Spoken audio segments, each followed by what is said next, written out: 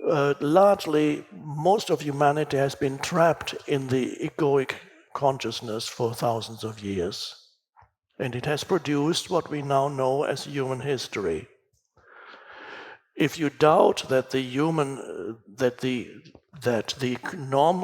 normal state of consciousness of humans has a strong element of insanity, if you doubt that, you really need to read a book about. Don't even go into distant history. There's too much of it. Just read a book about the first half of the 20th century. That wasn't that long ago. Read a book about the first half of the 20th century and what happened in Europe, in Russia, in China. Just read that, and your mouth will drop open if you read it and see that actually is insane. That cannot be other than insane. So much suffering created not by natural disasters, but by humans, creating so much suffering for other humans, and so many people, millions upon millions killed, not only in warfare between nations, but killed by their own governments. Germany, Russia, China, in smaller places, Cambodia, just dreadful, unbelievable things. So there is a strong element of insanity in this, what is called the normal human consciousness, because all these atrocities, these millions upon millions of people killed, they were not killed by psychopaths, but the number of people killed by criminals and psychopaths is very, very small compared to the number of humans killed by normal humans. Normal. And this is why I've been saying for years, normal equals insane. It's a slight exaggeration, but there's a lot of truth in it.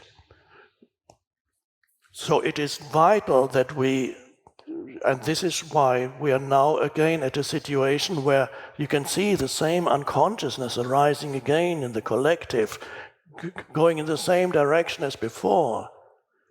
But what is different here is there's a certain segment of the population where in whom a new consciousness is arising. So that could save us, but I cannot guarantee that it will. In the long term, it's all beautiful. I know that the evolution of consciousness will proceed. The only question is, are we going to experience a regressive period for a while? That could be. But no gain in consciousness is ever lost. So what is happening here will become part of the collective human consciousness. And even if humanity has to go through a regression, as they did, for example, after the collapse of antiquity, after the collapse of Greek and Roman civilization, which was relatively advanced, humans had to go with the so-called Dark Ages for several hundred years. Some people say it was 1,000 years, but 1,000 years is very little in the whole of history. So it's not important. What is important is that there is an awakening that is spreading. Still, a lot of it is underground. It is not visible on mainstream television, newscast. Very unlikely that you will find an account tonight in the Situation Room of CNN about our gathering here. This is a Situation Room. There was a meeting at the Beacon Theatre today.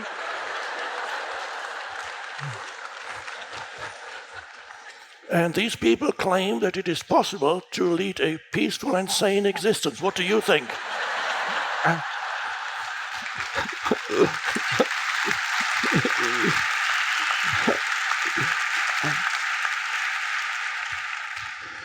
And now let's go into the really good news, which is, what is this transcendent dimension? Now, As a concept, it's just that, just a concept. But what is the reality of it? Is it possible to experience, or to know, or perhaps at least to have a glimpse of that transcendent dimension, not at some point in the future, but here and now. Here and now. So, what am I talking about? What is the transcendent dimension? So what we need to do now, obviously, is take our attention to the present moment, because that's the only place where you can find the transcendent dimension of consciousness, because it is timeless. There's no past and future to it. It is only by taking your attention deeply into this moment that you can encounter the transcendent dimension in yourself, and the transcendent dimension in yourself is also who you are beyond the personality, beyond the so-called person. And then you realize that you exist both on the level of humanhood. You are a human, as I call it. You are a human, which is your existence on the level of form, physical form, mental, psychological form of who you are, thought. That is your temporary existence of a person. And you also exist in the transcendent, and that is the being, human being. Human is who you are on the level of form, body and mental form. Now, for most people, that's all they ever know about themselves, that they are trapped in that level. And that is what produces human history, which is what produces what you can watch on TV in the newscasts tonight, politics. That is that dimension of consciousness. Then the being dimension is who you are beyond the stream of thinking.